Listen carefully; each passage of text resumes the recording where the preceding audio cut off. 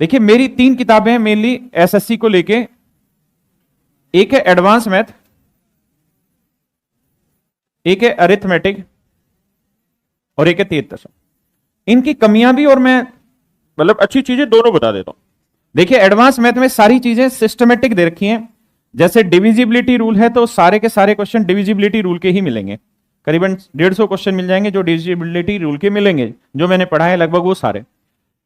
ऐसे ही अगर मैंने आपको यूनिट डिजिट पढ़ाया तो यूनिट डिजिट के लगभग सारे क्वेश्चन आपको इसमें प्रैक्टिस के मिल जाएंगे, लगभग 100 के आसपास। लेकिन इसमें कमी है।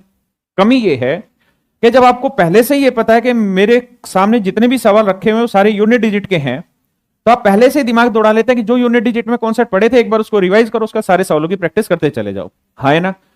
मतलब आप एक सोच के बंद गए कि हाँ यार मैंने यूनिट डिजिट के कॉन्सेप्ट पढ़ लेता हूं, सर ने जो जो पढ़ा है उसी से सारे सवाल क्रैक होने हो जाएंगे।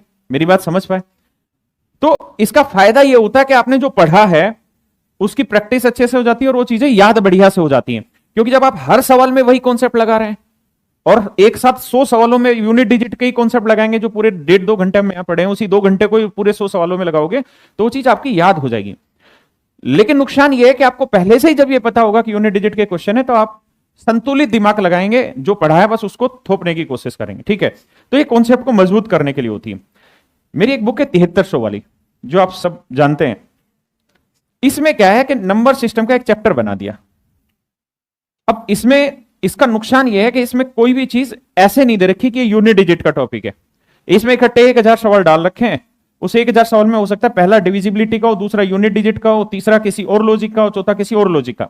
तो यहां प्रैक्टिस करते हो तो यह फायदा होता है कि हम संतुलित नहीं, जितना सीखा उस सबको अप्लाई करेंगे। क्योंकि हमें नहीं पता कि ये जो सवाल हमें रिमाइंडर थ्योरम दिख रहा है ये बेसिकली रिमाइंडर थ्योरम का है भी कि यूनिट डिजिट का।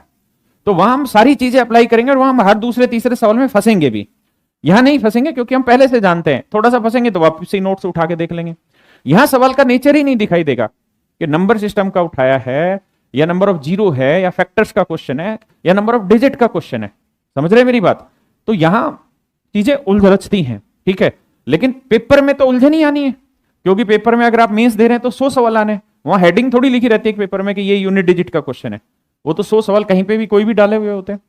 तो शुरुआती जो बच्चे बिल्कुल इनिशियल स्टेज पे प्रैक्टिस करना चाहते हैं वो इससे कर लीजिए। लेटर ऑन आप इस पे चले जाइए। जिनको थोड़ा बहुत चीजें ठीक ठाक समझ आती हैं और आर्थिक रूप से वो इतना खर्च करने में सक्षम नहीं है तो बिल्कुल भी मत करिए। किताब पे पैसा खर्च करने से हमें कुछ हासिल नहीं होगा ना, इसलिए मैं आपको ये मोटिवेट करूं आप सारे ले ले, बिल्कुल गलत बात है। ऐसी मेरी कतई इच्छा नहीं है। वो बच्चे केवल 7300 वाली बुक उठा लें और उससे अपनी प्रैक्टिस कर लें। पुरानी है तो भी कोई दिक्कत नहीं है, नई है तो भी कोई दिक्कत नहीं, जो भी आपके पास अवेलेबल है उससे आप प्रैक्टिस कर लें। अरिथमेटिक के मैं तब बताऊंगा जब अरिथमेटिक पढ़ाऊंगा। ठीक है?